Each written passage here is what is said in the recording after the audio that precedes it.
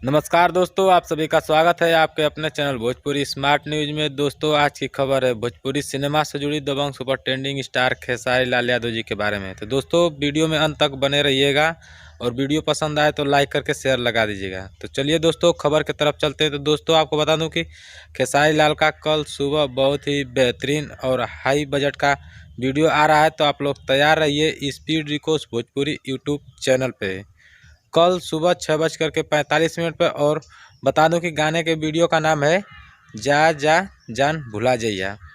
तो दोस्तों, official video आ रही है, तो आप लोग तैयार रहिएगा कल सुबह 6:45 पे speed records Bhojpuri YouTube channel पे।